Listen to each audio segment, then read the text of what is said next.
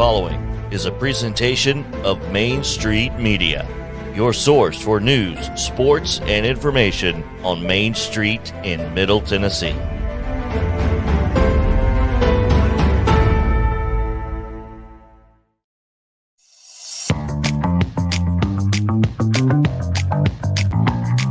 On this Tuesday edition of Main Street Sports Today, the guys welcome Russell Vannozzi, Main Street Preps. Also, Chip Walters of the Blue Raider Network talking MTSU.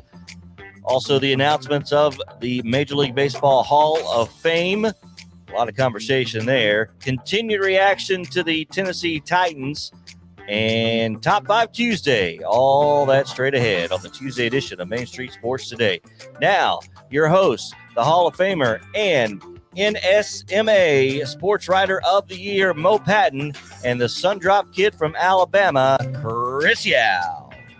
Welcome into this Tuesday edition, a Top 5 Tuesday it is, and looking forward to a phenomenal show as we have a couple of great guests as well as a lot of conversations to be had, Mo. It's going to be a really exciting day. We've got Hall of Fame talk. We've got NFL, Chip Walters. Of course, it's Top 5 Tuesday. Just a lot to get to today, and it's going to be a lot of fun because, well, Top 5 Tuesday always brings out the best in us, especially when we're scrambling to find a topic.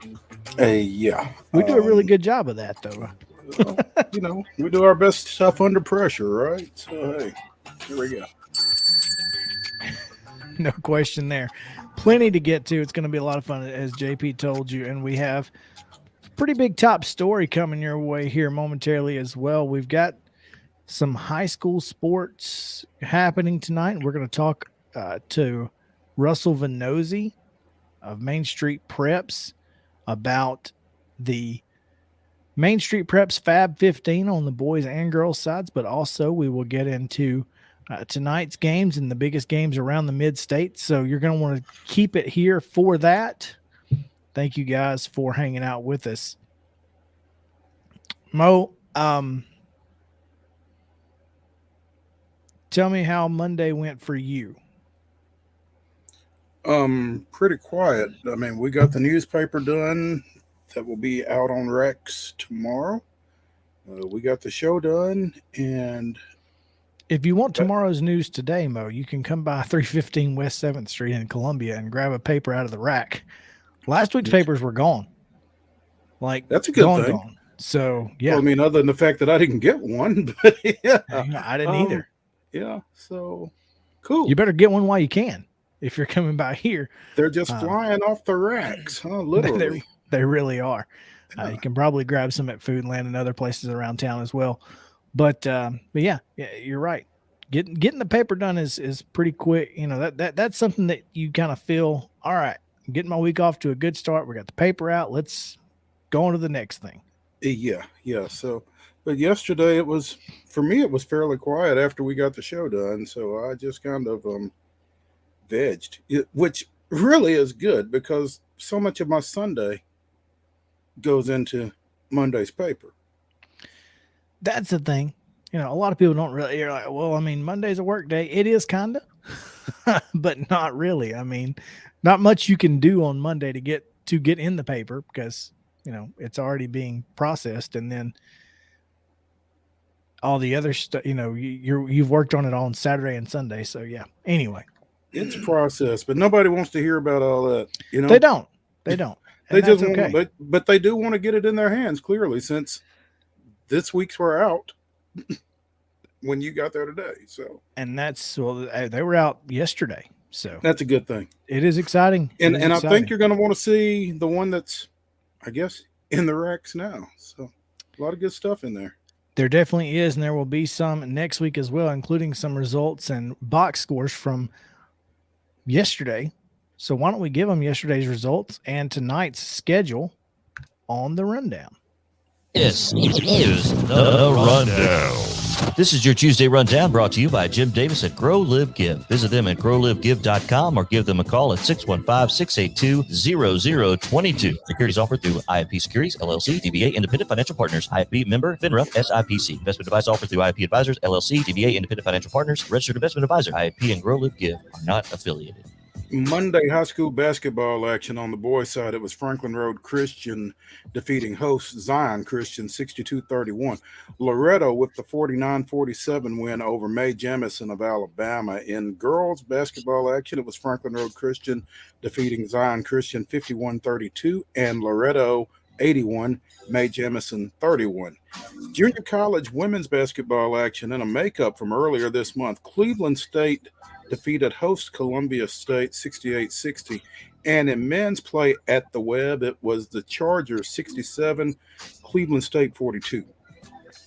Tonight's action in high school hoops. Franklin Road Academy is at Columbia Academy. Hampshire travels to Collinwood. Spring Hill hosting Lawrence County, while Mount Pleasant goes to Giles County. And Culleoka will host Santa Fe in a Big 10A matchup. Also in 10AA, Summertown goes to Lewis County.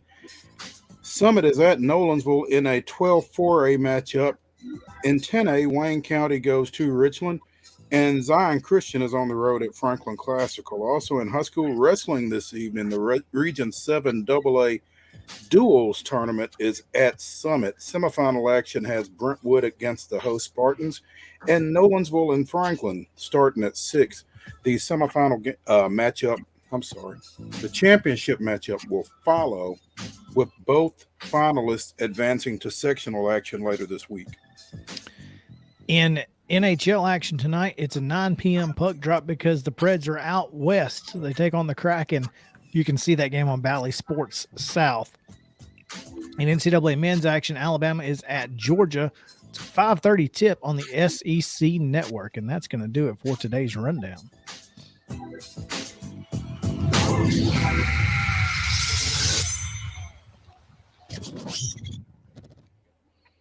Man, my throat is dry.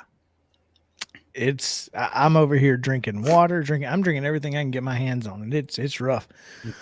But today's opening kick, Mo, comes from the world of the National Football League. Pretty big news, as our friends in the Big Easy be looking for a new football coach. Sean Payton says he will not return to New Orleans. Pretty significant news there. I'd say so. Given the success that he and they have had over the past few years, that's a big deal. They missed the playoffs this year. It's the first time in a while, I would think. And according to CBS Sports, he is not necessarily retiring, but may return to NFL after a break, which kind of leads me to believe that he is not planning to coach this year.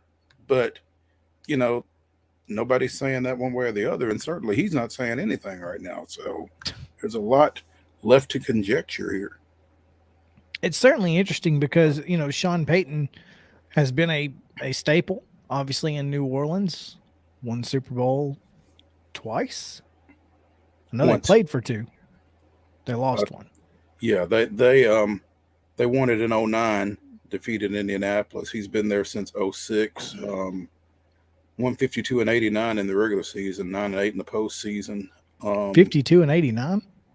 152. Oh, I was like, that don't sound right, but okay. 152. Gotcha. I missed that one. Yeah, that's a pretty big miss. For him, yeah, he would be quick to correct me, I'm sure. Second longest tenured head coach behind only Belichick. So that's like you said, pretty significant. And well, it's interesting. He's 58 years old, just turned 58 last month, which isn't old. Trust me on that. He doesn't seem like he's even that old though. Yeah. That seems like a high number if you just look at Sean Payton, or, for those of us who have been looking at him on that sideline for, since 2006. Yeah. I mean, it's just weird to think of him to be that old. So I guess if it's take a break, man, he could be like, Garth Brooks. Garth took that break and raised his kids and then came back. Maybe that's what he wants to do. I don't know. It's certainly going to be an interesting opening just when you think about what they've got down there to work with. You got Jameis Winston coming back off the knee. You've got Alvin Kamara. Got some pieces on the defensive side of the ball. I think it's really going to be intriguing whether they just promote Dennis Allen, who did coach them in one game when Peyton was out for COVID protocol, or what direction they go in. I will be curious. I think it's going to be a very interesting move wherever the Saints go. Sean Payton has stepped away as Saints head coach. So I hear the USFL still needs 2 coaches. So who knows? Maybe Sean Payton's headed to Birmingham. I thought Birmingham had a coach. Yeah, but all the teams are playing there. So if you're going to coach, it's just where you're going to be. So no road games, huh? Yeah. No road. You're all. Everybody's on the road except Birmingham, I guess. Yeah. But yeah. So should be interesting to see where the Saints go from here. I will be looking forward to it, and we'll keep you up to date. But when we come back, Mo, we are going to talk some high school hoops and perhaps more. Russell Vannozzi, he's big in the Nash Cup, so may find out what's going on in some high school hockey as well. So Russell Vannozzi, Main Street Preps editor, will join us. Come back on Main Street Sports Today.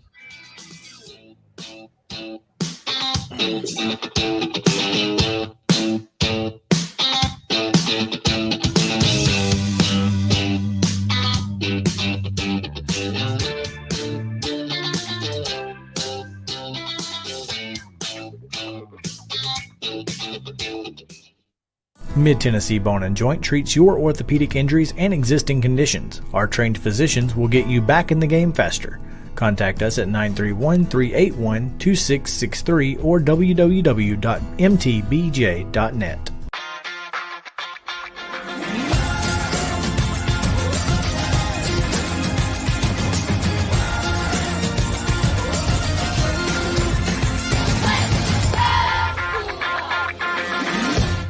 Hey folks, while we take a quick break from the show, I want to tell you about our friends over at Custom Stone Handlers in downtown Columbia.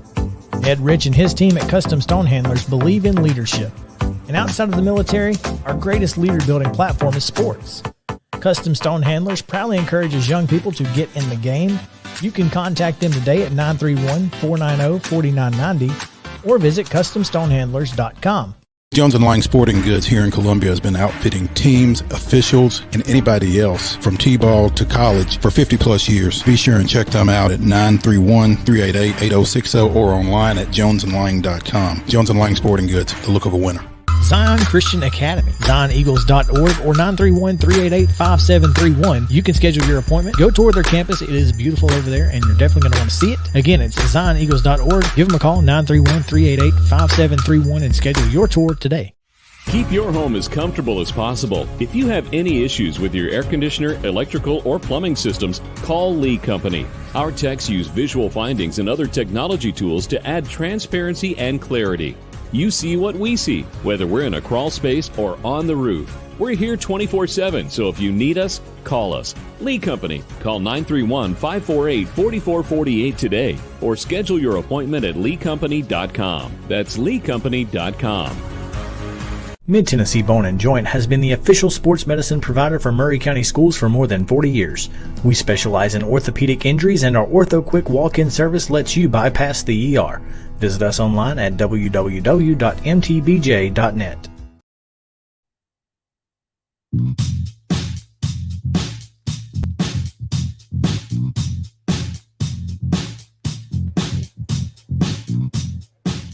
Welcome back in Main Street Sports Today, presented by Mid-Tennessee Bone and Joint. We do come to you from the Lee Company studio, and we are glad to do so. Looking forward to the rest of today's show.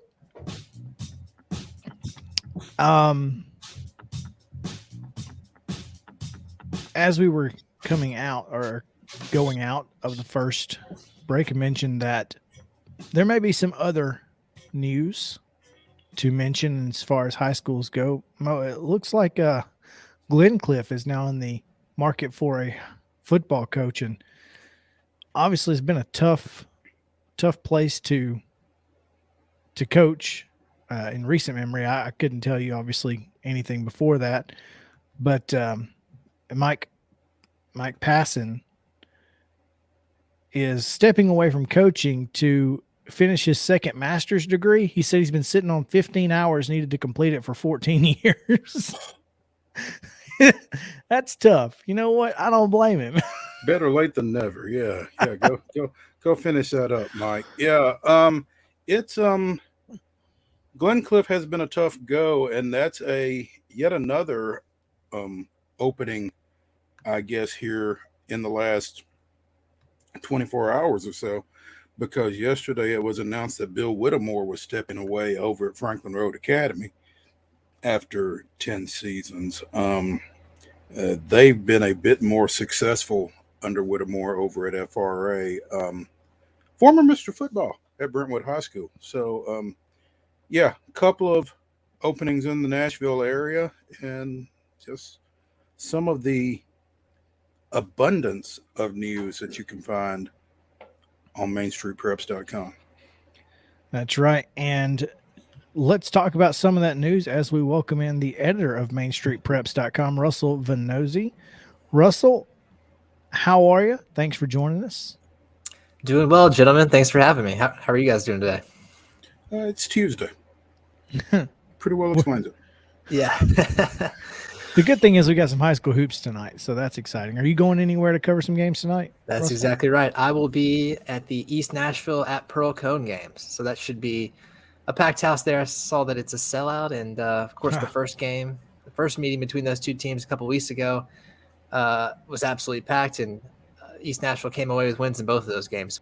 I like the way you and Tyler kind of share the wealth on that one, because I think Tyler went to the first game, and so you're going to this one, and that one never disappoints, that matchup. So yeah, I'm looking forward to it. This is the first time I've gone to that game, so really fired up about that matchup, and glad to be here to talk hoops and anything else you guys have high school wise. Well, why don't we start with the Fab 15 that came out yesterday, and the girls, how difficult is it to come up with the top 5 or 6 girls teams, or 7, I guess, because Loretto sits at number 7. This area is full of fantastic girls basketball. Yeah, you're absolutely right, Chris. I mean, it is, and we saw that at the championships last year. I mean, Middle Tennessee completely dominated the girls basketball championships, and wouldn't be surprised if the same thing happens this year when you look at these rankings. Just to give you the top 5, as you see to scroll across your screen there, you got Blackman number 1, Innsworth number 2, the Webb School number 3, Cookfield number 4, and Page at 5. And I was joking with Tyler Palmatier, our Nashville sports reporter who put together these girls rankings this week, that we probably need a top 25 for girls, because there's just so many other teams that were right there on the cusp that, East Nashville's 15-1. They're not even in the rankings. And there's several other teams like that. So yeah, no, to answer your question, Chris, it was very difficult to rank these, and there's still a lot of time for these teams to either move up or move down over the last month of the season. Well, it's a tough ticket, and it should be. I mean, it's your top 15. It's like you said, it's not the top 25, and it really kind of pushes you guys, but at the same time, you're really dealing with the cream of the crop there. So we talked to Brady McAtamney last week, and he was talking to us about this Rossview team that comes in at number 11, and they went 3-0 this past week, moving up to number 11 from 14. And there's just a lot of depth when you look at Brentwood at number 14. There's a lot of good girls basketball being played around here, like you said. Yeah, no, you're absolutely right. And another team that stands out to me is Rockville. That was a new entrant this week, and I saw them play Cane Ridge last week and really just kind of beat the brakes off of Cane Ridge and followed that up by beating Oakland on Friday. So that's a really good start for them. And it's only their 3rd season as a new school and as a program. So It'd be pretty cool if they could make a run. But yeah, Coach Bill Hockenberry's doing a great job and wrote a feature last week on Tony Davis, their star player. Is actually the younger sister of Brene Alexander, Vanderbilt's leading scorer right now. So yeah, Rockville, kind of a newbie in that Murfreesboro scene, but they're right in the mix this year. On the boys' side, pretty easy number 1 and number 2. After that, it gets a little crazy, and Columbia Central coming in at 16-2 at number 5. They've got a huge one tomorrow night, and we're going to talk. I'm sure we're going to talk about this one at some point, Mo. Independence and Columbia playing basically for the number 1 spot right now in that district, and boy, that's going to be a great basketball game. Independence also coming in at number 14 in those rankings. Yeah, Independence, I believe they've been living on the edge lately. They were the ones that had a couple of 2-point wins the last couple of times they've been out there. And, of course, Columbia's put together a great season. When I was talking with Tyler, we kind of agreed that we think Beach, Brentwood Academy, Cane Ridge, and Innsworth are kind of like tier 1. And then tier 2, not far behind at all, is Columbia, East Nashville, CPA, Pope Prep, and so on. But we really feel like Beach, Brentwood Academy, those could probably flip-flop either way, 1 or 2. Cane Ridge and Innsworth, none of those teams have lost. In fact, they've combined for 9 losses. Cane Ridge and Innsworth, of course, have all the losses because Beach and Brentwood Academy are still undefeated. But of those 9 losses, 8 of them were to teams out of state at some sort of tournament over Christmas or Thanksgiving. And the 9th loss was Innsworth's 7-point loss to Brentwood Academy. So outside of that, they haven't lost to anybody else in these rankings. So we feel like those are the 4 best teams. And I guess until proven otherwise, that's what we've got. It looks like Lebanon has kind of lost market share after their hot start. I think one of Columbia's 2 losses was to Lebanon, and there for a while they were knocking folks off left and right. Summit beat them in the finals of their King of the Hill holiday tournament, but Lebanon's sitting there at number 9 after 3 victories last week, up from 12. Yeah, it looks like they might be turning it around here, Maurice. They had a rough stretch there, like you mentioned, into December, early January, but they went and beat Green Hill, Mount Juliet, and Good Pasture last week. So those Green Hill and Good Pasture wins are obviously over ranked teams. Their senior forward, Yaron Alexander, had a big week. I think he averaged about 20 points per game. So that's good news if you're a Lebanon fan, because I'm sure some people were maybe starting to hit the panic button after they lost those 3 straight games. But they're back in the top 10, 19-4. With a chance to get back at Wilson Central this week after losing by 1 point to Wilson Central a couple weeks ago. And obviously, like you said, Good Pasture still hanging in there despite losing Isaiah West with that knee injury a few weeks ago. Sitting there at number 12 with a 16-4 record. Yeah, I'm interested to see them. I'm going out to see them on Thursday when they take on Clarksville Academy. That should be a great game. But they've kind of done it by committee. They've had a couple freshmen step up. King Curie and Jaden Jones have been excellent. King Curie was actually a pretty big part of their state tournament run last year as an 8th grader. He was called up and played. We've got a couple other veterans. Chandler Woosley, Xavier Shegog. He's a big presence in the post. And so it wasn't just a one-man team. Certainly Isaiah West is one of the top players around. He's ranked the top player in the state, according to 24/7 Sports, for the junior class. But yeah, they're making do okay, and we'll see if they're still able to kind of be that cream of the crop that they were last year without him. But yeah, so far so good if you're a Good Pasture basketball person. Who are some of the obviously we're kind of landlocked down here and we don't get a chance to get to that greater Nashville area. Who are some of those other players and teams that we need to watch out for? Obviously Brandon Miller and Cane Ridge, we're aware of those, but there are some other folks out there who really deserve some airtime, and maybe some folks that you've seen that you maybe didn't expect to see be really good this year, players or teams. Yeah, well, I'm excited to see Jalen Jones tonight at East Nashville. He's really great point guard and can shoot the ball well too, and he's right up there with Isaiah West as one of the most highly recruited juniors in the area and in the state. And so that's kind of an obvious one that sticks out is if you're talking Davidson County. That Division II middle region, boys and girls, is pretty loaded. You got Brentwood Academy, of course, Innsworth, CPA, Father Ryan, Pope Prep. I mean, the list goes on and on.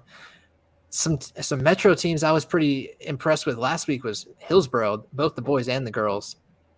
The girls actually held Brentwood to 11 points in the second half, and they almost ended up winning that game after being down, I think, about by 15 or 20 at halftime. And they've got a nice record. I think they're 13-4. And then the boys team doesn't have a single senior on their team, but they've kind of pieced some wins together lately. I think they're pushing 10 wins. They might be about 10-6 or so. And they beat Summit, Franklin, and Brentwood their last 3 games out. And I saw the Brentwood win. Only like 2 of their guys that are in the lineup have even played varsity basketball at all before. So Hillsboro boys are a team to watch as they kind of gain more experience, and not only this year but in the future too, because they're going to return all those players. So those are a couple teams that stood out to me. Hillsboro's Rodney Thweet and Cherish Stringfield quietly do a really, really good job over there with the boys and girls at Hillsboro. Cherish, former player at Vanderbilt, and Rodney, former coach at Ravenwood, back in another lifetime. But yeah, they like you said, Russell, they will definitely be a handful in that District 12-4A, along with Franklin, Brentwood, Centennial, and Overton. And I don't know if you've had a chance to see Franklin yet, Russell, but Jack Medalley, the 6'5" junior for them, is a handful. I had a chance to see him the other night when they played down at Independence, and he's a guy that can score it at all 3 levels and put it on the floor and get to the rim, and surprisingly quick, I think. Franklin with Jason Tigert, I think they're going to be a hard out once we get into the postseason.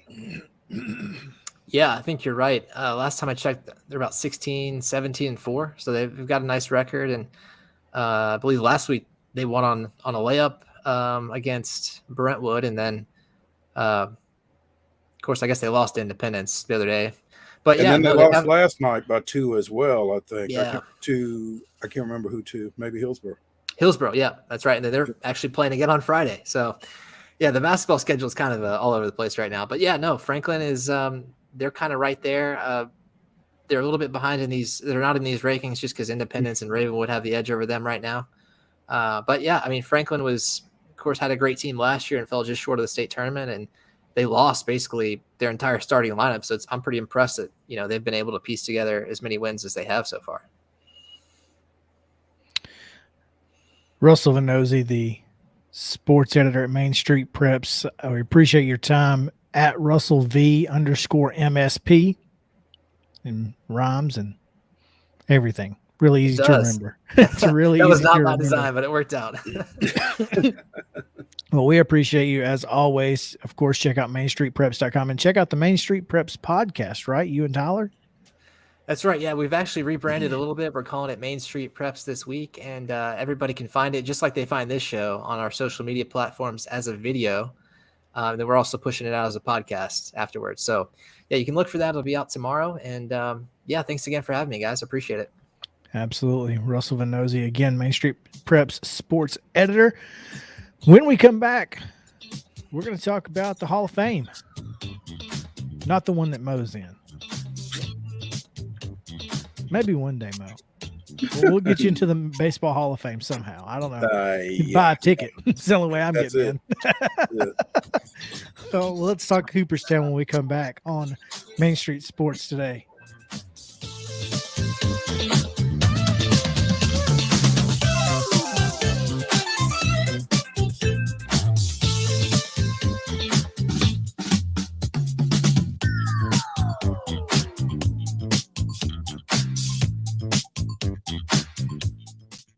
Mid-Tennessee Bone & Joint treats your orthopedic injuries and existing conditions. Our trained physicians will get you back in the game faster.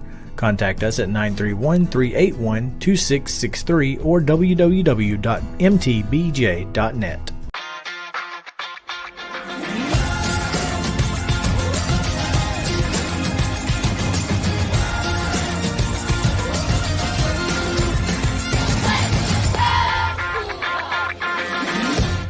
Hey folks, while we take a quick break from the show, I want to tell you about our friends over at Custom Stone Handlers in downtown Columbia. Ed Rich and his team at Custom Stone Handlers believe in leadership. And outside of the military, our greatest leader building platform is sports. Custom Stone Handlers proudly encourages young people to get in the game, You can contact them today at 931-490-4990 or visit customstonehandlers.com. Jones & Lang Sporting Goods here in Columbia has been outfitting teams, officials, and anybody else from T-ball to college for 50-plus years. Be sure and check them out at 931-388-8060 or online at jonesandlang.com. Jones & Lang Sporting Goods, the look of a winner. Zion Christian Academy, zioneagles.org or 931-388-5731. You can schedule your appointment. Go tour their campus. It is beautiful over there, and you're definitely going to want to see it. Again, it's zioneagles.org. Give them a call, 931-388-5731, and schedule your tour today. Keep your home as comfortable as possible. If you have any issues with your air conditioner, electrical, or plumbing systems, call Lee Company. Our techs use visual findings and other technology tools to add transparency and clarity. You see what we see, whether we're in a crawl space or on the roof. We're here 24/7, so if you need us, call us. Lee Company. Call 931-548-4448 today or schedule your appointment at leecompany.com. That's leecompany.com. Mid-Tennessee Bone & Joint has been the official sports medicine provider for Murray County Schools for more than 40 years. We specialize in orthopedic injuries, and our Ortho Quick walk-in service lets you bypass the ER. Visit us online at www.mtbj.net.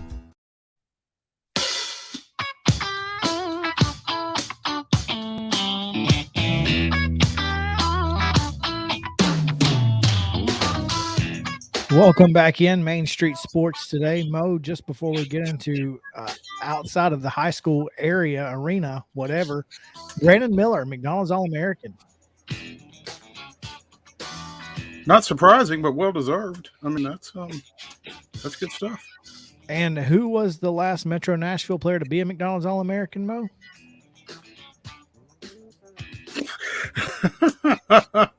You shouldn't put me on the spot like that. Boys or girls? Boys. Darius Garland.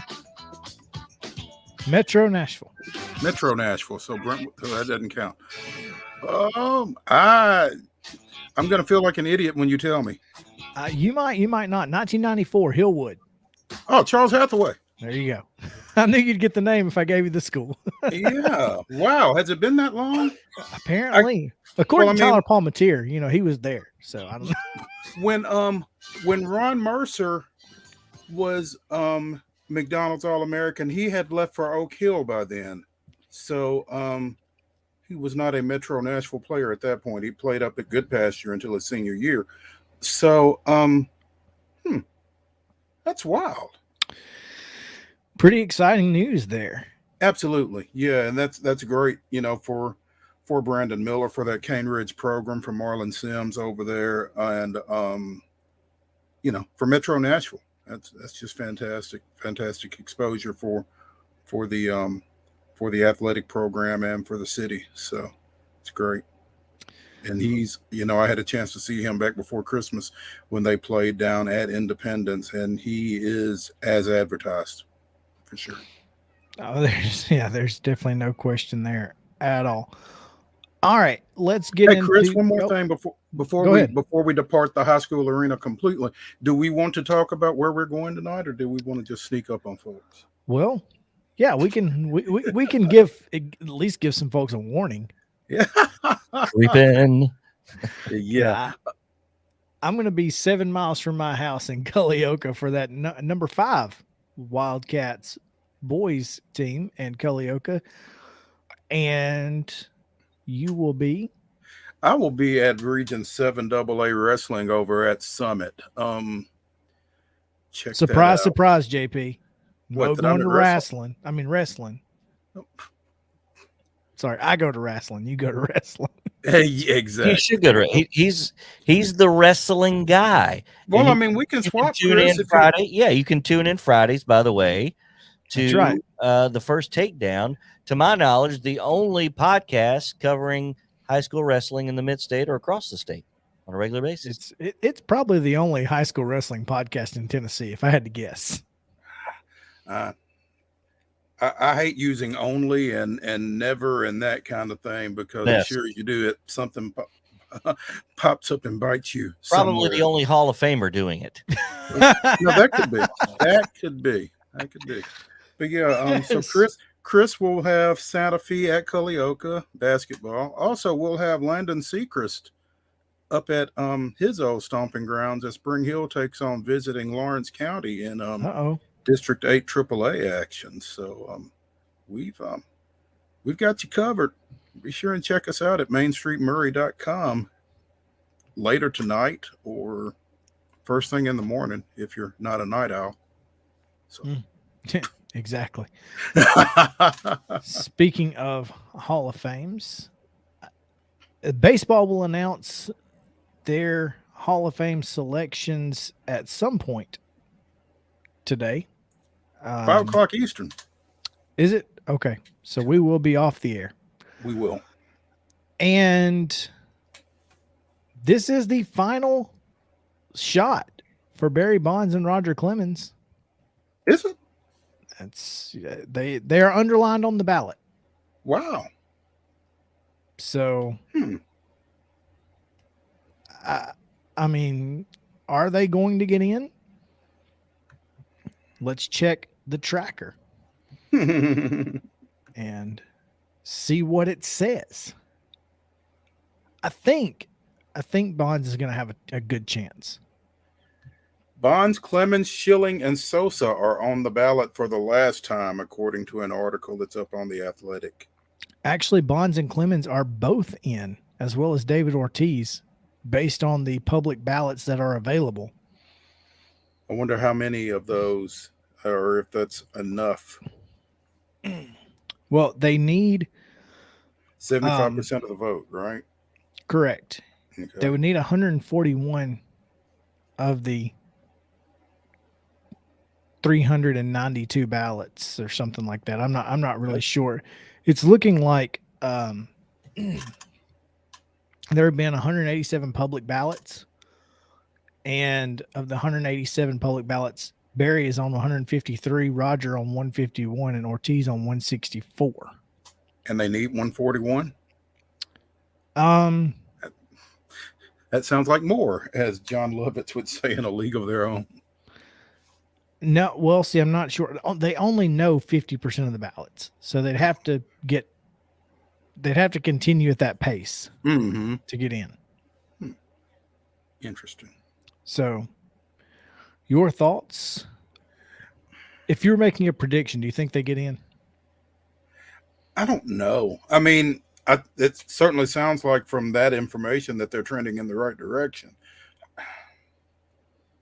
I've never really considered David Ortiz a Hall of Famer, to be honest. I think he's had a lot of big moments. I'm just not sure that the full body of work, to me, screams Hall of Fame. It certainly doesn't scream first ballot. Well, what changes between the first ballot and any subsequent ballot, though? I mean, either you are or you're not. Yeah, but that's what I'm saying is it's not an obvious to me. No, it's not. It's not. You can't argue with the numbers that Bonds and Clemens put up.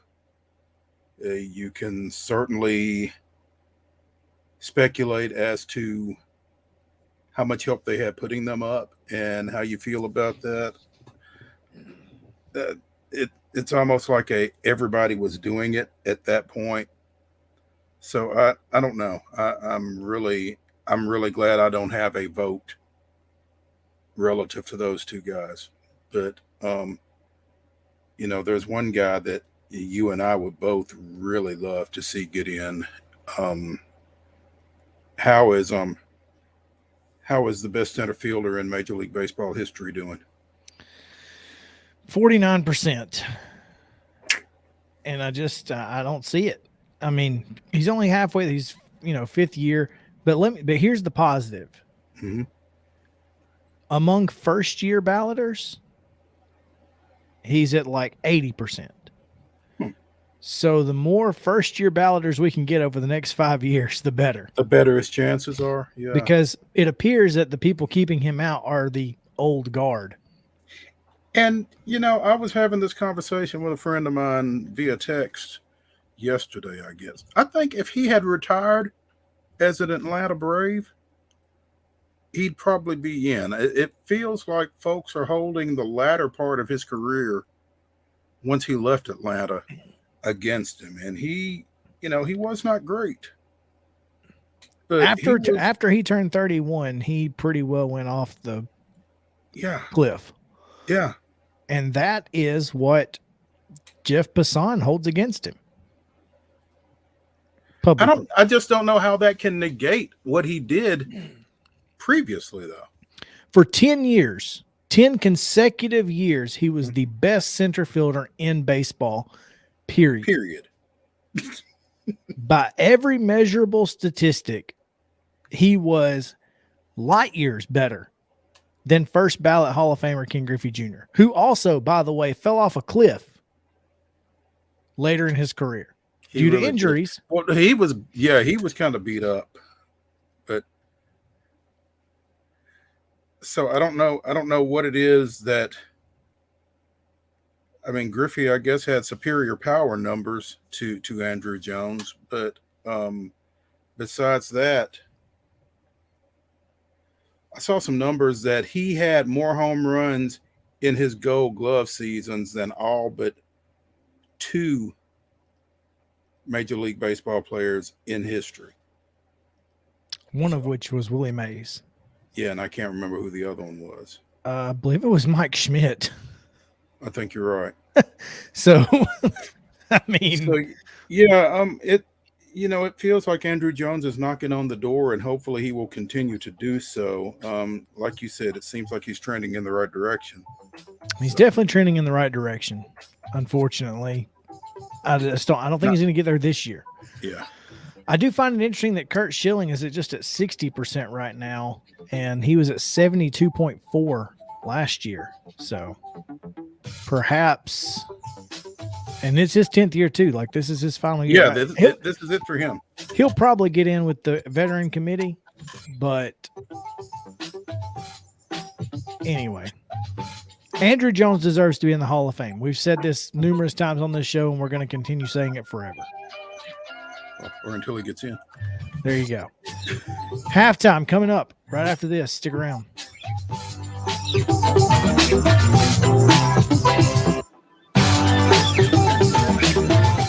Mid-Tennessee Bone & Joint has been the official sports medicine provider for Maury County Schools for more than 40 years. We specialize in orthopedic injuries, and our Ortho Quick walk-in service lets you bypass the ER.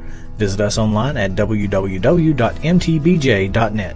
Zion Christian Academy, zioneagles.org, or 931-388-5731. You can schedule your appointment. Go tour their campus. It is beautiful over there, and you're definitely going to want to see it. Again, it's zioneagles.org. Give them a call, 931-388-5731, and schedule your tour today. Keep your home as comfortable as possible. If you have any issues with your air conditioner, electrical, or plumbing systems, call Lee Company. Our techs use visual findings and other technology tools to add transparency and clarity.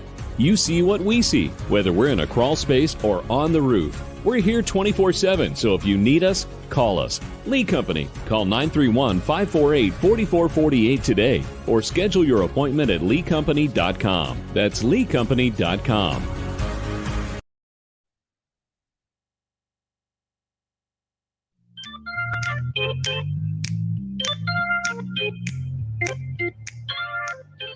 Mo, the World Series trophy is going on tour.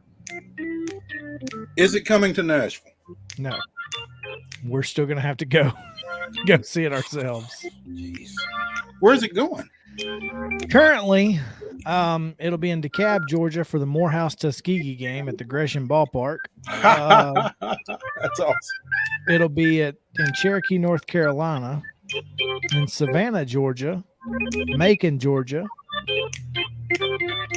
Does Georgia pronounce it Cairo or Cairo? I think it's Cairo. Just making sure. I know Illinois is Cairo. Which is Jackie Robinson's birthplace, by the way. Well, it's going to be there on Jackie Robinson Day, April 15th. Boom. And then it'll be in Alpharetta. But that's it so far. What's the significance of Cherokee, North Carolina? The Eastern Band of Cherokee Indians high school baseball opener. Braves. I mean, I assume that's what that's supposed to be. I'm a little upset, but you can suggest a place for it to come. So, Well, I don't know how to get it to Nashville, what event or location we should bring it to, but I think we bring it to First Horizon when Gwinnett is here. well, that would be cool. That's a good yeah. Let's do that. That's what I will suggest is bringing it to First Horizon when the stripers come. 1P. 1P. Yes.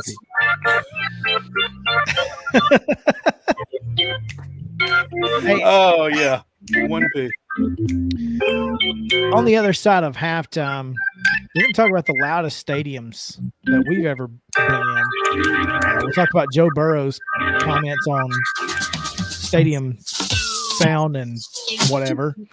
And lack thereof. Chip Walters will join us, and of course, it is Top 5 Tuesdays, so stick around. It's going to be fun. We'll be right back on Main Street Sports Today after this.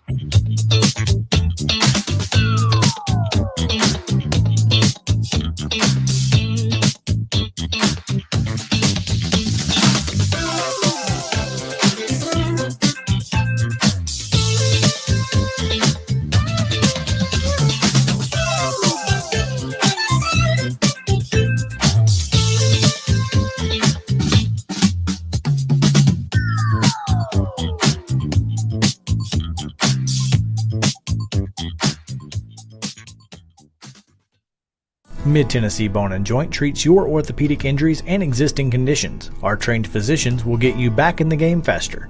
Contact us at 931-381-2663 or www.mtbj.net.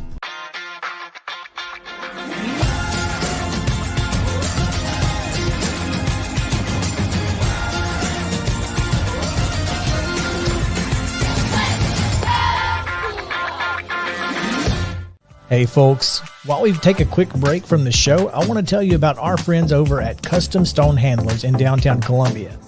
Ed Rich and his team at Custom Stone Handlers believe in leadership. And outside of the military, our greatest leader building platform is sports. Custom Stone Handlers proudly encourages young people to get in the game.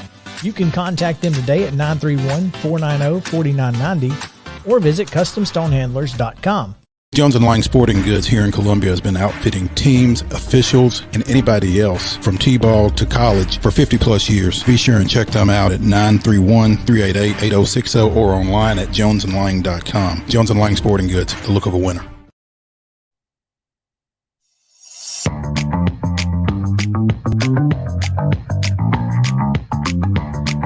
It's the second half of Main Street Sports Today. Coming up, the guys chat with Chip Walters, Blue Raiders Network, on what's happening in the borough.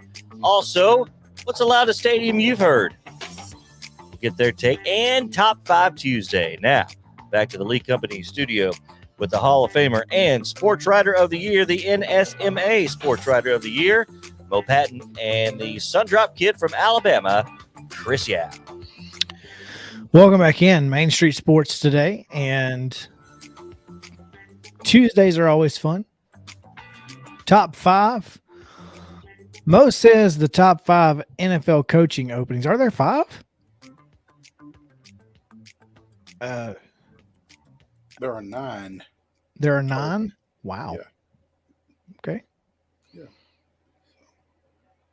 Might be one fewer NFL opening and one more college opening soon. Although I hear the Bears are going in a much different direction. They are looking to hire, it appears they're going to hire a general manager today. So I guess that's a step closer to hiring a football coach.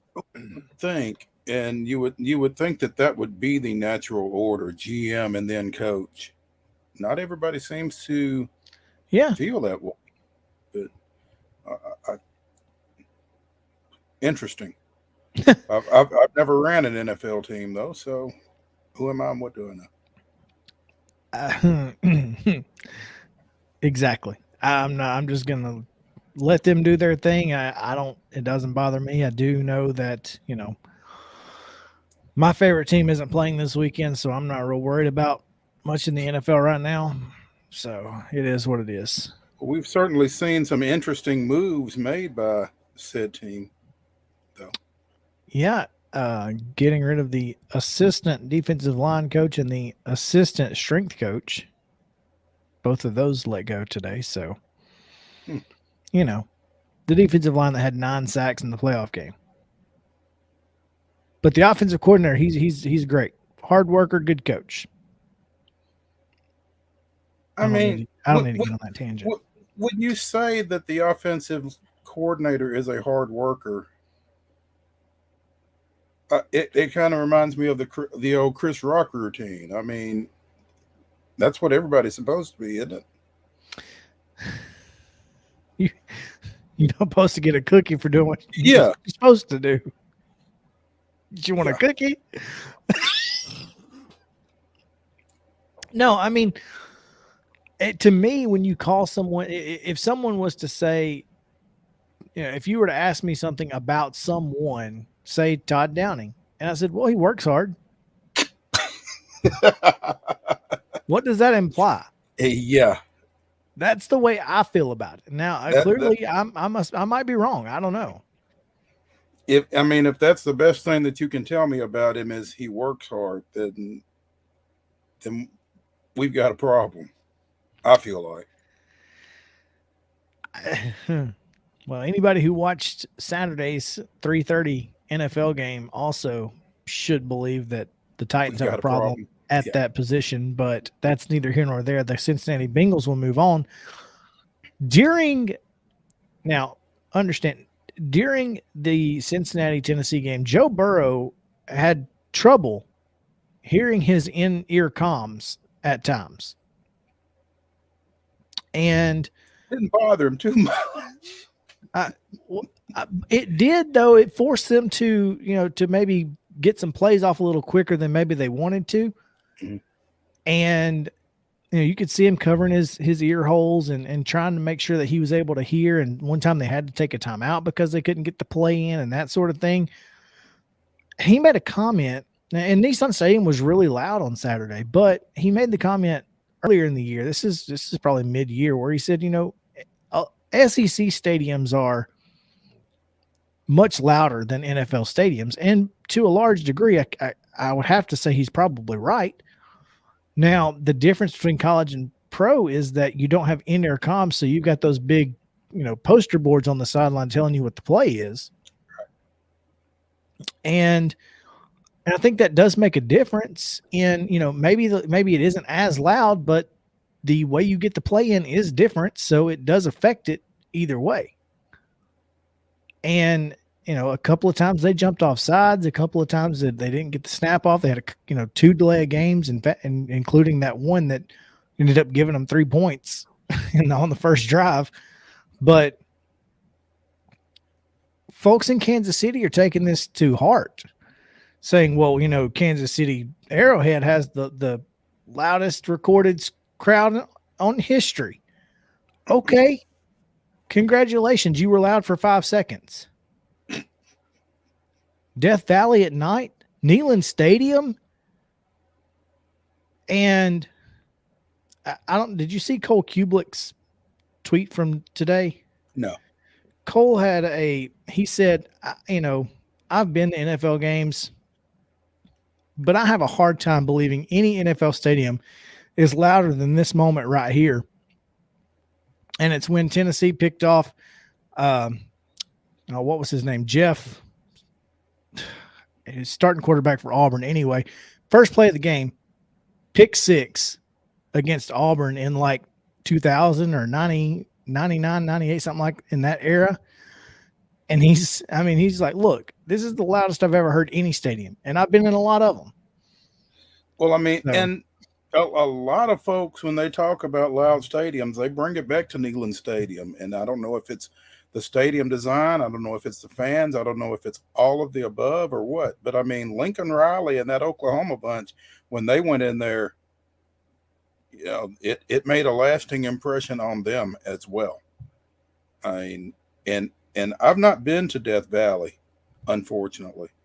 But at night, I can't imagine very many louder places than that unless it's Neyland.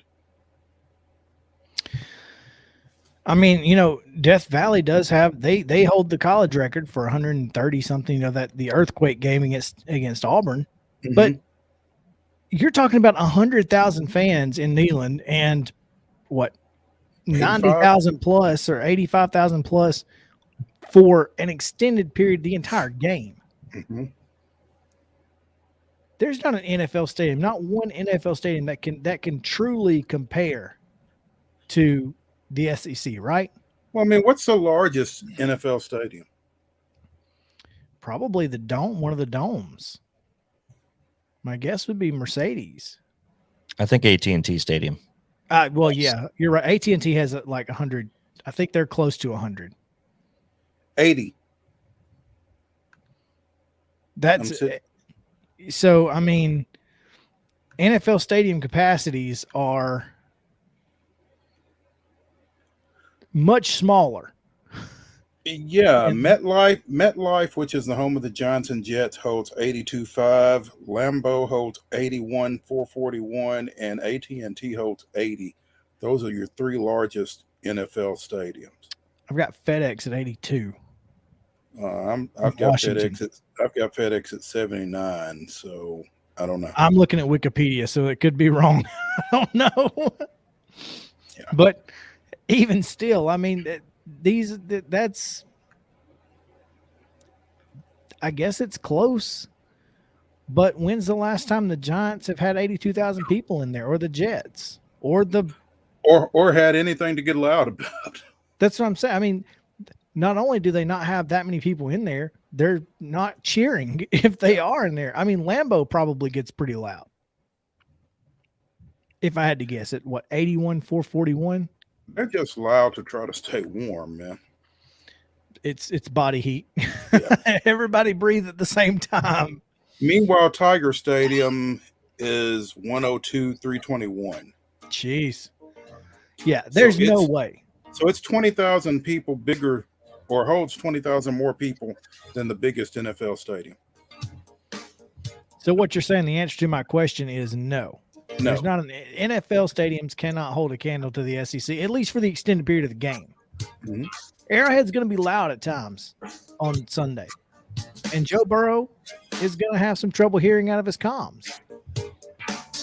But he's not played in anything. He's played in the same over time. At least the same. All right. Let's get to Chip Walters to talk about some MTSU hoops and more. Blue Raiders, Chip Walters, right after this on Main Street Sports Today.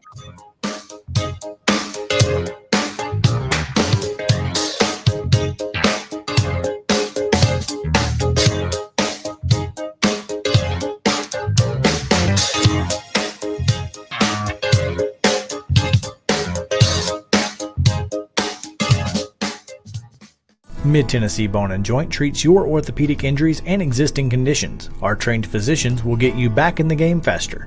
Contact us at 931-381-2663 or www.mtbj.net.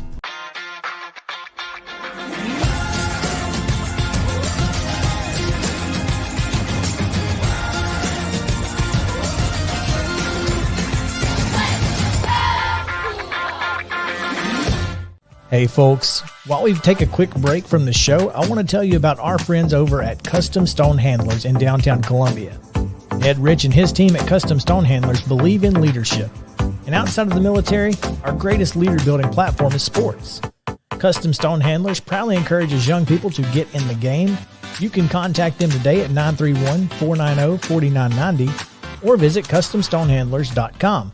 Jones & Lang Sporting Goods here in Columbia has been outfitting teams, officials, and anybody else from T-ball to college for 50 plus years. Be sure and check them out at 931-388-8060 or online at jonesandlang.com. Jones & Lang Sporting Goods, the look of a winner.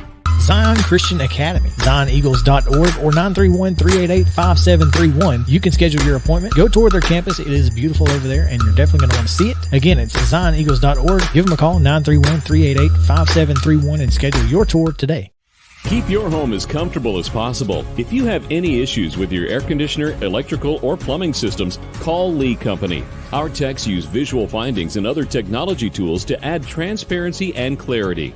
You see what we see, whether we're in a crawl space or on the roof. We're here 24/7, so if you need us, call us. Lee Company. Call 931-548-4448 today or schedule your appointment at leecompany.com. That's leecompany.com. Mid-Tennessee Bone & Joint has been the official sports medicine provider for Maury County Schools for more than 40 years. We specialize in orthopedic injuries, and our Ortho Quick walk-in service lets you bypass the ER. Visit us online at www.mtbj.net.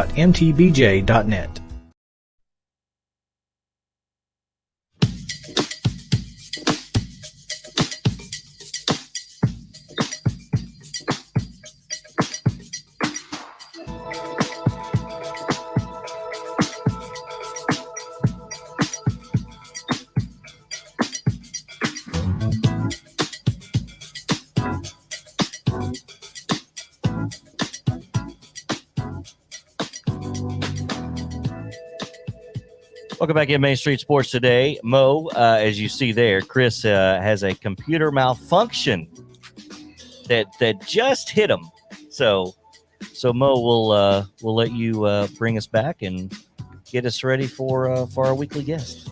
Well, all righty then. Welcome back to Main Street Sports today. I'm Maurice Patton, along with JP Plant, pushing the buttons and sliding the slides and keeping us on the air. And as we stall for Chris to get back, want to welcome in friend of the show, voice of the Blue Raiders, Chip Walters. You can tell just how we're in a new generation, because it used to be pushing the buttons and turning the dials. Now it's sliding the slides. Yeah, I don't think there's any dials. There aren't any dials, are there, JP? I don't really know what JP does, to be honest. He likes to keep it that way. I'm still trying to figure that out myself, but yes. He does like to keep it that way. It's two words, Chip: job security. But there you go. Chip, it was kind of unfortunate, the accommodations that the Blue Raiders made for one of their favorite Blue Raiders and the way things went, but it didn't impact the Blue Raiders. They continue to roll at the Glass House. That's correct. And there's Chris. Nice to see him back. No kidding. But yeah, that's right. Middle, won their 11th straight at home on Saturday, and it was unfortunate, that the way the Titans season ended. But for Nick McDevitt and his team, they have their formula for success within Conference USA is to number one, take care of all your business at home as much as you can, and go try to get what you can on the road. And the way the schedule has fallen, they were scheduled to open up at home with UTSA and UTEP. Those were postponed. They have now been rescheduled. At least we have the dates. We don't have the exact times yet, but they had to go on the road. Went to a couple of tough places. Rice has proven to be pretty decent, and North Texas is one of, I think, the three best teams in the league right now. And so you go there, you end up starting on the road, then you come home and you have a 3-game homestand. Now you turn back around, and the real estate gets a little tougher here, as you have to go to Marshall, you go to Western Kentucky, and then you go to UAB before you come home. So if you try to find a silver lining in all of that, is that with the UTEP and UTSA games having been rescheduled, you end up with more home games on the back side of the schedule than you would have. And the thought is, okay, you're getting better, and it gives Middle 2 weeks in there where they will have 3 home games in a week, and on both of those. So you try to use that to your advantage. Saw an interesting tweet yesterday, Chip. MTSU currently ranks 142nd on KenPom. Their record and point differential average against teams between 143rd and 358th, they are 10-1, and they're plus 11 basically on average. Between 101st and 141st. They're 0-5 and a -10. So pretty much they're beating the people they're supposed to beat. Now, how do you feel like you go about taking that next step? Well, I think, and I think you use Saturday's game, this past Saturday's game against Southern Miss as an example. Middle was down 12 in the first half, 20-8, came back, cut it to 3 at halftime, and then ended up winning the game by 14 and had a big turnaround. The one thing that has been pretty consistent, and with most teams who are good defensively, that typically is what is consistent. We've talked about their depth all year.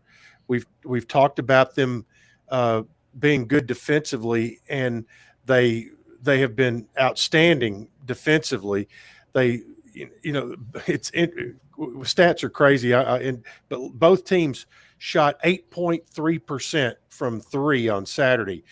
Southern Miss was 1 of 12. Middle was 2 of 24, and missed their first 17. So there lies the answer to your question: is how do you take that up a notch for those teams, because you're about to play 2 of the next 3 are going to be rated above you. Western is going to be above you. UAB will be rated above you. Marshall probably not. They're 0-6 in the league right now with a very young team. But what you have to do is you have to combine those good defensive nights with better shooting, in particular from outside the arc. And if it's not going, be smart enough to go to the rim. And that's what happened. If you look at the stat sheet from Saturday, they still took 24 shots from outside the arc, but they also scored 48 points in the paint. So that tells me that they realized that things weren't going as well as they wanted from outside the 3-point line, and they did take it to the rim and use their depth. They forced 17 turnovers, got 19 points off those 17 turnovers. So they did the things they do well, and but you certainly have to be better offensively on the road. If you're hoping to steal one, in particular at UAB or Western, you've got to be better offensively. You have to keep your defense like it is, but you've got to be better on the offensive end. Now, I wanted to ask you, Chip, is being better offensively, is that just putting the ball in from outside the arc, or is that passing up some of those shots? Is it better shot selection offensively? Well, I think I could make I think I could make an argument for both of those, A and B, depending on the night. This past Saturday, to me, it looked like it was 100% getting those shots to fall, because they were getting good looks, good open looks. There are other nights when me and my partner have both, seen shots probably go up early in the shot clock, or not as good a forced 3 when that +1 pass could be made, pass up a good shot for a better shot, those kind of things. So I think, that it's not a totally clear answer on that, but it's interesting. You talk to the coaches and they say, if you come watch us practice, you wouldn't believe how well we shoot. And then you come to the game and sometimes those things happen. And it's not the first time I've ever seen that either, but the big road swing coming up for Middle. But on the flip side of that, for the Lady Raiders, they win 2 out of 3 on the road. Now they get the same 3 games against the same 3 schools at home. And with Western or Marshall and Western coming up this weekend, you've got the 2 top teams in the Eastern Division right now. Marshall 6-1, Western 7-0. You've got them coming to your place and a chance to make up some ground. Yeah, Courtney Whitson, a big part of the win over the weekend against Southern Miss. Lady Raiders. She's a refuse to lose girl. 14 fourth quarter points, man.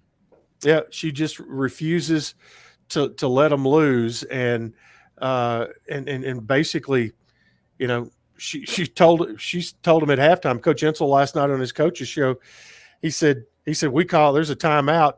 We get into the huddle. Courtney starts talking and she starts, but he said, but the good thing is she was saying everything that was on my mind. And so, and any coach will tell you if the team polices itself, whether it's from a discipline standpoint or even, you know, in a coach them up kind of standpoint, you've got a really good team and you've got good parts there. So she's something else. And the two Russian girls really made the freshman, the big girl, she did some pretty amazing things. She runs the floor really well. And the other night she led the fast break on one drive in the fourth quarter against Southern Miss. So, you know, they've got a chance to do some nice things here over the next couple of weeks and help themselves out in the standings. Yeah, when you know, have these rivalry games coming to your place, it's always, you know, it's always kind of pride takes over at this point. And this team is not, you know, after winning last year's tournament, going to the NCAA tournament, that sort of thing, maybe there's been a little letdown here and there, but fact is that, you know, it's about playing your best ball at the right time, and this week is a big week for the ladies to be able to start doing that.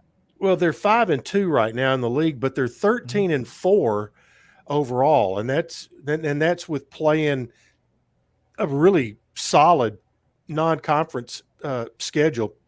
So I don't think there's any panic at all. I think they felt like they let one get away at FAU, and you know, they knew going the UTEP game was going to be tough because UTEP is one of the two better teams in the Western Division. So I don't think there's any panic at all in that group, and I think they feel like they're only with as many new pieces as they have. I think they feel like they will only get better as they get closer to the conference tournament. And you've got FAU coming here middle of next month as well. That's right. You'll have FIU coming here. You'll have Rice and you'll have everybody. You'll have Charlotte and Old Dominion coming the last week of the season. So those will be the other four really big games playing in your division. So it's you know, we're not even quite to the halfway point yet. We're getting close in the conference race, and both teams are in pretty good shape. Anything else going on over there? That's huge. Huge. I'll give you huge is signing day celebration coming up. Groundhog Day, February 2nd, will be a busy day. There will be the traditional Groundhog Day luncheon for Blue Raider baseball, which has, you know, one of the greatest menus of all time. It has ham hocks, white beans, cornbread, tomato salad, chocolate cake, and vanilla ice cream. That is to I used to say during that luncheon that we're here today to kick off the baseball season, and Coach Steve Peterson reminded me one time during the luncheon after he came up that there were no kickoffs in baseball. So it'll be the first pitch for the season, and then on the night of February 2nd, it's the signing day celebration, which will be at the Hendricks Stadium Club. You can contact the BRAA office if you'd like to be there to mix and mingle with the assistant coaches and Coach Stockstill. Part of that celebration will be a 1-hour TV show that we'll be doing on ESPN3 with myself, Coach Stock, and several players, and we'll go through all of the signees, show highlight videos, all that stuff.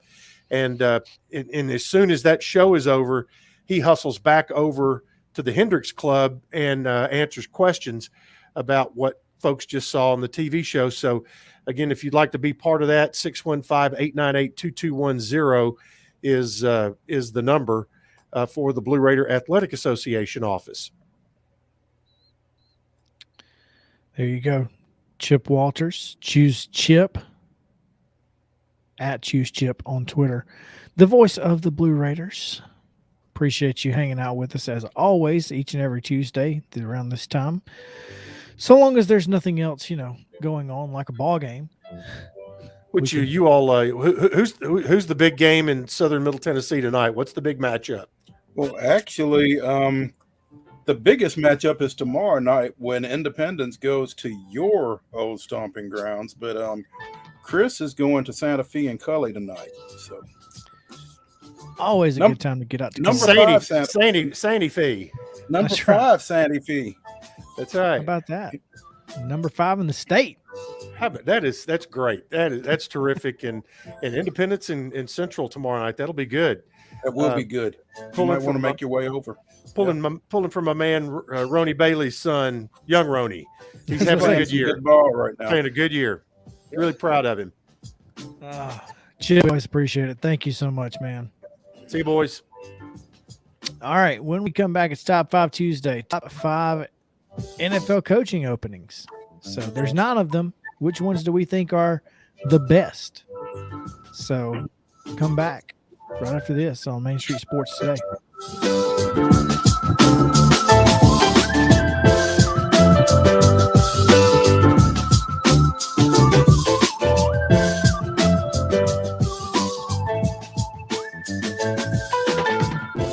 Mid-Tennessee Bone and Joint treats your orthopedic injuries and existing conditions. Our trained physicians will get you back in the game faster. Contact us at 931-381-2663 or www.mtbj.net.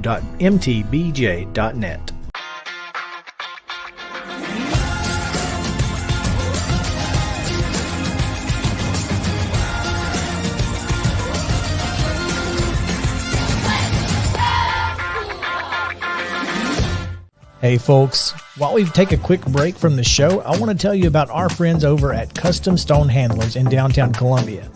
Ed Rich and his team at Custom Stone Handlers believe in leadership. And outside of the military, our greatest leader building platform is sports. Custom Stone Handlers proudly encourages young people to get in the game. You can contact them today at 931-490-4990 or visit CustomStonehandlers.com. Jones & Lang Sporting Goods here in Columbia has been outfitting teams, officials, and anybody else from T-ball to college for 50 plus years. Be sure and check them out at 931-388-8060 or online at jonesandlang.com. Jones & Lang Sporting Goods, the look of a winner.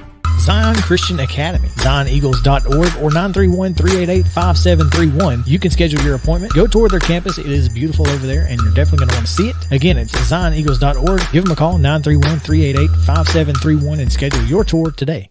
Keep your home as comfortable as possible. If you have any issues with your air conditioner, electrical, or plumbing systems, call Lee Company. Our techs use visual findings and other technology tools to add transparency and clarity. You see what we see, whether we're in a crawl space or on the roof. We're here 24/7, so if you need us, call us. Lee Company. Call 931-548-4448 today or schedule your appointment at leecompany.com. That's leecompany.com. Mid-Tennessee Bone and Joint has been the official sports medicine provider for Maury County Schools for more than 40 years. We specialize in orthopedic injuries, and our Ortho Quick walk-in service lets you bypass the ER. Visit us online at www.mtbj.net.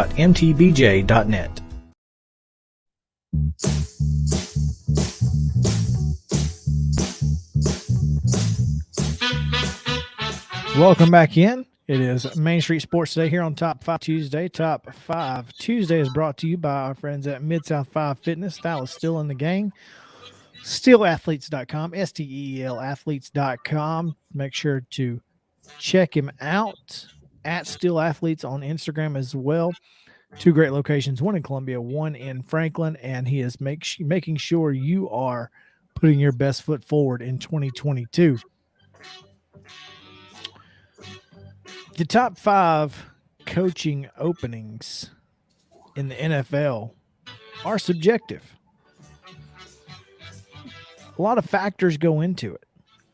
So be curious to see where you guys fall in this because, you know, some of these teams don't even have GMs right now, which means they're probably at the lower part of the list.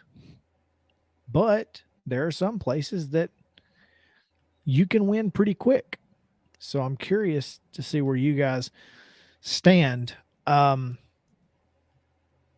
Before we go to our top 5, what is the worst job right now? The Giants. worst job. Giants or Texans? What about the Jags? I mean, I immediately Got Trevor Lawrence. you've got Trevor Lawrence, but I haven't thought about the Jags. They actually might make my list. oh goodness, Wow, it's a And top five. Okay. I immediately eliminated the Giants, the Texans, and the Jags. Well, I can tell you the Jaguars are my number 5. Okay. And the reason they are my number 5 is because expectations are like down here. They're not even on the scale, right? Yeah. So I'm not sure that the Jags front office is as dumb as the Texans. And when your expectations are down here and you end up here, that's an improvement.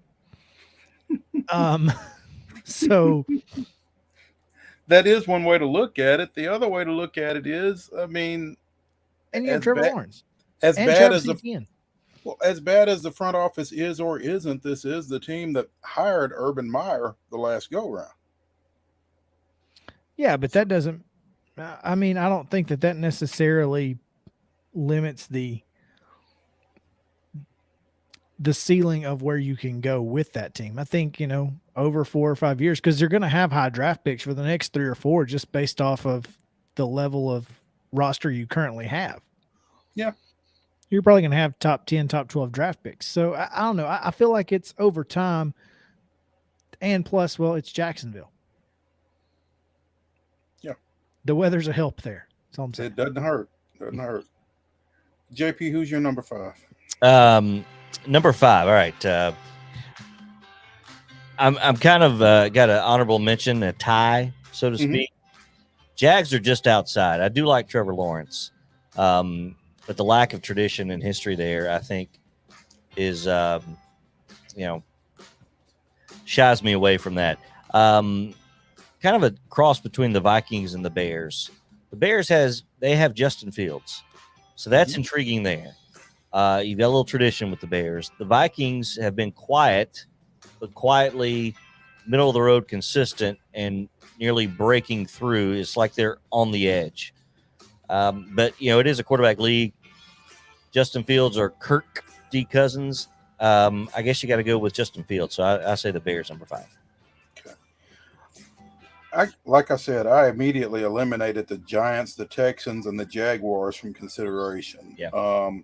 Which kind of makes the Broncos my honorable mention because my number 5 is the Vikings. I think there's enough there to be competitive with the right coach, and I think with the turmoil that you've seen in Chicago, the turmoil you're getting ready to see in Green Bay, I mean, I'm not sure how much it would take for Minnesota to be a factor, and Detroit is Detroit. So my number 5 is the Vikings. Fair enough. It's interesting, because you did mention, one of my teams, and that is Denver Broncos. I'm going to go with them at number 4. I think their quarterback situation obviously is cause for concern, but may not be for long. There are exactly. I mean, we've seen Denver go out and get Peyton Manning before. So, depending on who your coach is, and the front office, I feel like John Elway specifically, they're willing to spend whatever money it takes to get a great quarterback if they can get one that's proven. Otherwise, they're just going to go with what they got, like Bridgewater or, something like that. So I'll be curious as to where they go. They'd probably be higher on my list if they had a better quarterback right now. But I think that and Denver's a great location in general. So location is playing key factor in this, by the way. Mm-hmm. Okay. I think Eric Bieniemy could be tops on the list, but when you're a legend in the state, kind of hard to go back to that state and risk that, isn't it? It is. Okay. Who's your number 4, JP? Number 4, I'm going to go with the recently vacant, as of earlier today, the Saints. A lot of tradition. Now, you got a lot of quarterback concerns there, a good defense, but there is a great culture there. And the NFC South, Brady may be done. That's not a very difficult division. So I like the Saints. My number 4, for the reasons that JP pointed out a bit ago, is the Bears. I mean, I think you've got the quarterback. Again, the NFC North is a very tumultuous and winnable division, I think. Whoever steps in there, I think has got a lot of pieces to work with, and they've got an opportunity to hit it quick. I like the Bears at 4. Well, I have the Bears at 3 because they're going to hire Ryan Poles. They're going to hire Kansas City Chiefs executive director of player personnel as their new general manager, and that's a huge factor for me in this one. I think the Bears with Justin Fields are a team that is just on the cusp, and so I mean, if I'm a coach looking and I got options, I think the Bears are right there, in the top 3. All right. My number 3, I'm going to head to Las Vegas. I think the Raiders, what they proved, kind of binding together. Carr's, I think, an above-average quarterback. He proved that he could get some things done. And, hey, they almost beat the Bengals. They beat the Titans. So, the Raiders aren't that far off. The big question, obviously, who's going to be the new GM there and where you go from there. But there's a lot to play with the Raiders. I like them at 3. I'm going to go with the Dolphins at 3. I don't think they were that far off. I think getting rid of Flores was stupid, but I think whoever goes in there, again, has a lot at their disposal. Once the coach and the coaching staff get settled in, I don't think that's a bad situation there for a first-year coach. I like the Dolphins as my number 3. They're actually my number 2, and I mean they went 10-6 2 years ago. They went 9-8 this year. To me, I feel like the Dolphins have everything that they need to be successful, and they showed that late in the year. So, whoever walks into that situation is going to be in a good spot. That's a good one. I like Dolphins are mine too, for basically all those reasons. And they were close. I'm with you, Mo. It's interesting, the firing. The only thing I can think of is that they've got somebody already that is committed. You thought maybe Jim Harbaugh. It doesn't appear to be the case. So who knows? But there's a lot there. So there's my 2. My number 2 is the Raiders. Yeah. And again, made the playoffs, almost beat the Bengals. They're set at quarterback. I mean, I think Carr is middle of the road, but I think, again, in that division, there's enough for them to be competitive pretty much regardless of who the coach is. So I like the Raiders. The Raiders do not make my list because they're still in Las Vegas. And as we saw this year, trouble follows NFL players in Las Vegas because everybody wants a piece of them. They're not on my list. They also don't have a general manager, by the way. So that's also a problem. My number 1, New Orleans Saints. Not even close. No quarterback. They have Jameis Winston. Again, no quarterback. Wow. We will disagree. We will agree to disagree. We will. Who's your number 1, JP? My number 1, I'm going with the Broncos because they're going to get Aaron Rodgers. So that's why, it's Peyton Manning all over again. Broncos. My number 1 is the Saints because they've got Jameis Winston. That was my reason too. I think Jameis Winston is a big part of that, and I think they're going to be really good next year, especially if somebody like Joe Brady comes in as an offensive coordinator. Anyway, that's going to do it for our show. We got 10 seconds left. So for Mo and JP, I am Chris Yao, Top 5 Tuesday, Mid-South 5 Fitness, SteelAthletes.com, and all of that other stuff. We'll see you tomorrow.